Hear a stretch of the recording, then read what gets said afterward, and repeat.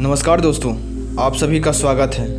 आज मैं वापस आपके लिए एक स्टोरी लेकर आया हूँ और मुझे पूरी उम्मीद है कि यह आपके दिल को छू के निकलेगी।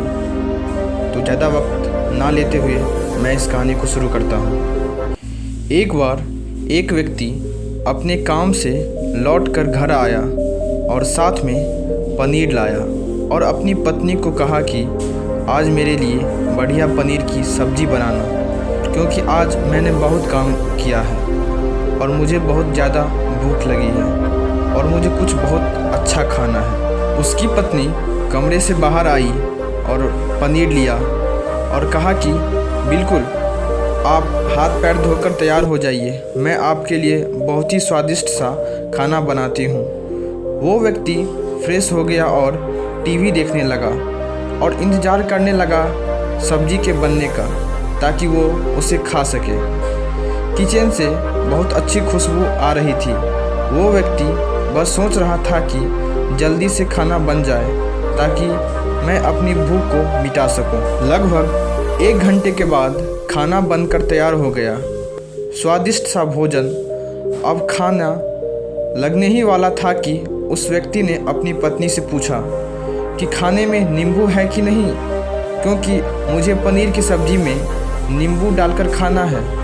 लेकिन पत्नी ने कहा कि नींबू तो ख़त्म हो गए हैं, आपसे कहा था लेकिन आप भूल गए। उस व्यक्ति ने अपनी पत्नी से कहा कि रुको रुको, अभी खाना मत खाओ, क्योंकि नींबू के बिना खाने में बिल्कुल मज़ा नहीं आएगा। तो मैं अभी गया और अभी नींबू लेकर आया। वो व्यक्ति वापस से कपड़े पहनकर तैयार हुआ और नींबू की पास वाली दुकान पर गया। जब वहाँ पर देखा तो नींबू नहीं थे। उसका दिमाग क्रोध से भर गया। उसने सोचा कि यार, उसके पास नींबू नहीं है, चलो थोड़ी आगे वाली दुकान पर जाता हूँ, शायद वहाँ नींबू मिल जाएगा। वो व्यक्ति थोड़ा और आगे गया, लेकिन वहाँ पर भी नींबू नहीं मिले। अब उसने सोचा दूर की सब्जी मंडी चला जाता हूँ, वहाँ से नींबू लाकर आऊँगा, क्योंकि नींबू के बिना सब्जी में मज़ा नहीं आएगा। करीबन आधे घंटे के बाद वो करीब के सब्जी मंडी में पहुंचा। वहां पर उसे नींबू मिल गया और वो बहुत खुश हुआ कि चलो नींबू मिल गया है और अब मैं घर में जाऊंगा और सब्जी में नींबू डालकर अच्छे से सब्जी खाऊंगा।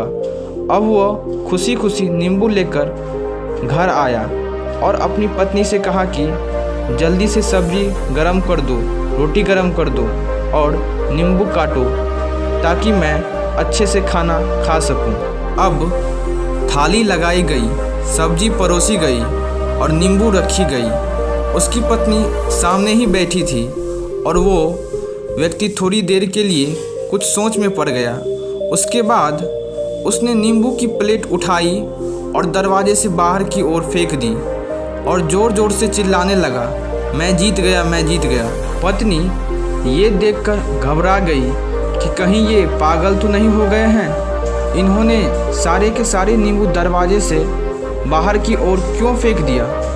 उस पत्नी ने उस व्यक्ति पर चिल्लाया और कहा कि आप पागल हो गए हैं, अभी तो इतनी देर तक नींबू के बारे में पूछ रहे थे और अभी जब नींबू घर पर ले आए और खाने बैठ गए तो आपने इन नींबुओं को दरवाजे से बाहर फेंक दिया और अब चिल्ला रहे हो, मैं जीत गया, मैं जीत गया।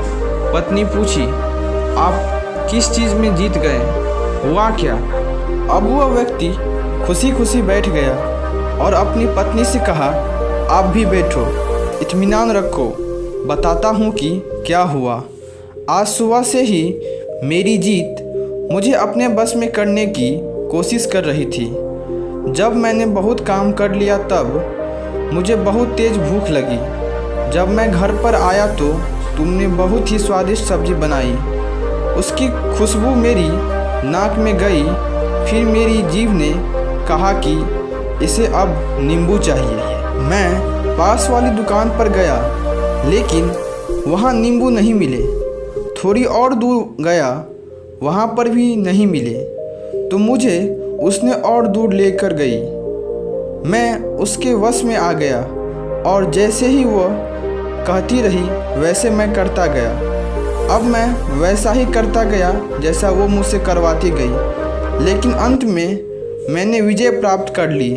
मैंने उसे उठाकर बाहर फेंक दिया और कह दिया कि तुम्हारा मुझ पर कंट्रोल नहीं है, बल्कि मेरा तुम पर कंट्रोल है, और मैं जीत गया।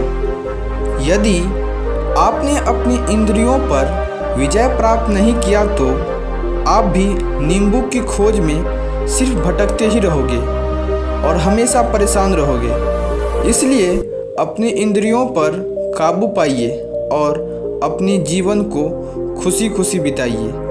आशा करता हूँ कि इस स्टोरी के माध्यम से आपको कुछ ना कुछ सीखने को ज़रूर मिला होगा। धन्यवाद।